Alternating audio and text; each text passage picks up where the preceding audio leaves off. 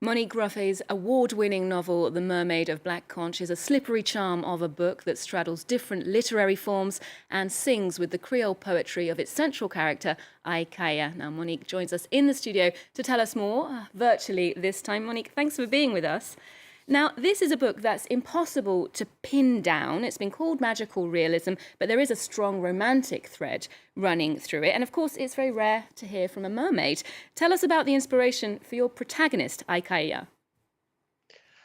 Well, I had been dreaming up a mermaid for quite some time, actually.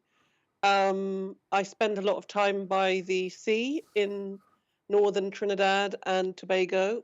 And then at some point, I stumbled across the myth, the old Taino legend of Aycayia. And then I thought, okay, now I have a structure. I have a story here, and it needs a rewrite. It could do with a rewrite, like many old stories. And she becomes so much more than just that legend, I suppose. Now, this novel recently won the Costa Book Award. Congratulations for that.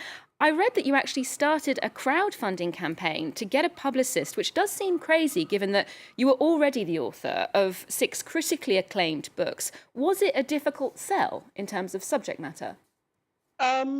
Initially, I mean, I think most writers know that our careers progress book by book. So it's possible for any writer to have had success, um, prize nominations, and it's 3 to 4 years between each book, at which point the world moves on.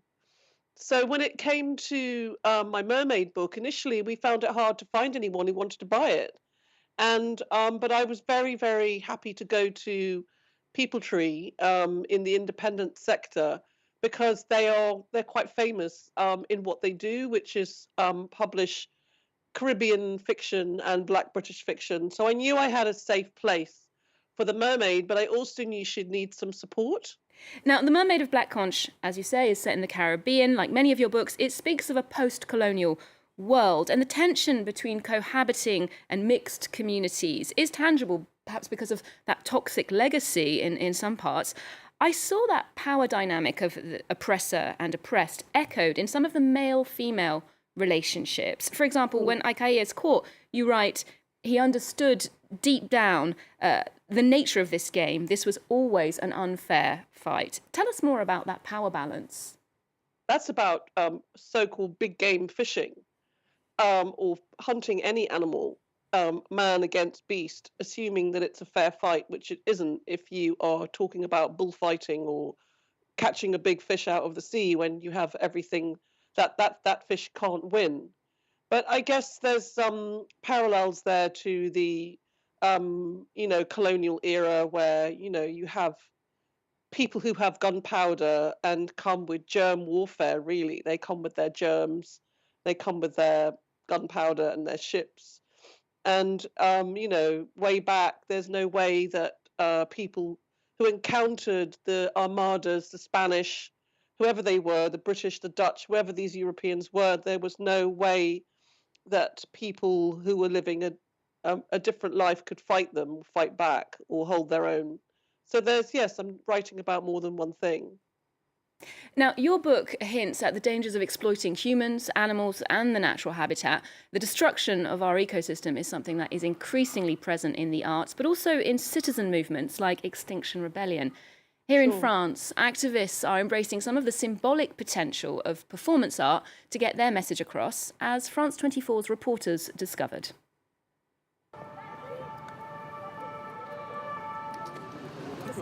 These are the official portraits we took down last year in Paris. 37-year-old Pauline gave up her job as a pharmaceutical scientist to become an activist. She took down dozens of the presidential portraits found in all town halls in France. The goal is to reuse the portraits to show that the government's policies are failing and all the promises made to the French people were worthless. She's been charged with theft and is due in court soon. A river patrol arrives. The activists hold a quick press conference. The police check their identities and seize the portraits. A successful publicity stunt for Pauline. We got the photos we wanted. Our media strategy for the court case has been launched. Pauline and the 7 other activists on trial with her want their court case to serve as pressure on the government. The day of the court case has arrived. After a 2-hour hearing, they'll now have to wait 2 months for the verdict. Pauline says she has no regrets. It's the price we have to pay to make things move in the right direction. Together, we'll continue our actions of civil disobedience because that's what drives society forward. We've seen that throughout history. A climatologist and former vice president of the International Panel on Climate Change gave evidence in support of the activists. When you have young people arrested, it sends a strong message. It helps to raise awareness of the alarm bells that have been sounded by scientists for decades now, not always very effectively. Pauline's family have come to support her. She risks a €500 fine and, above all, a criminal record. It would prevent me from working as a pharmaceutical scientist if I ever wanted to go back to that. It wouldn't be possible with a criminal record. I could make a request for it to be cleared, but it would be a long and costly process. Working for the movement, she earns €1,500 a month, down from the €3,500 she was earning in her old job. Now, Monique, I believe you're very invested in activism that seeks to protect the planet. Your 2012 novel Archipelago explores the effects of climate change on a man who has to deal with the consequences of catastrophic flooding, for example. How do you see the civilian activism that someone like Pauline in the report is doing? Are we seeing it influence policy? Oh, yes, definitely. Our Prime Minister in the UK is now talking big time now about a green industrial revolution, and I believe that a green industrial revolution is coming. I think what we're looking at is civilians sort of peacefully breaking the law and committing a smallish crime because it's what's needed now to prevent an enormous crime, which is the corporate world, you name it, states investment in what I would call is, fossil fuel energy. And we're now beginning to actually see what's going on with the climate. And we only have a decade, really, before we see this every day. We'll see the polar caps melting, liquefying before our very eyes. And then governments will be panicking. And they, a few people like such as ourselves breaking the law now, it's nothing. It's meaningless compared to the catastrophe that we're facing unless governments across the world unite and step up in a big way. And as one of the founders of the Writers Rebel platform, you've been involved with projects with some very high-profile people like Margaret Atwood, Simon Sharma, Jonathan Franzen, and they share your view that writers should do more to address the climate crisis.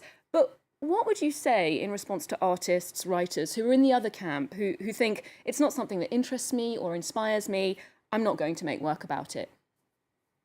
I would be surprised if we could find one writer who's not interested. I think most writers are interested in everything. We're polyglot, we're polymaths. Of course they're interested. They just haven't, The other thing I think is writers are famously armchair activists.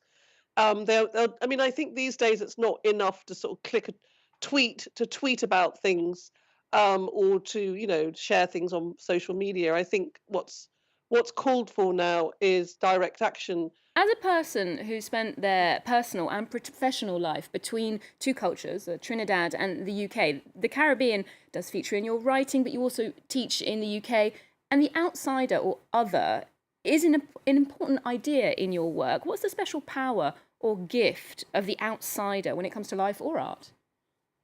Well, I think if you look traditionally at storytelling, it's always the orphan or the outcast or the exile or the quiet one or the different one who we're more interested in.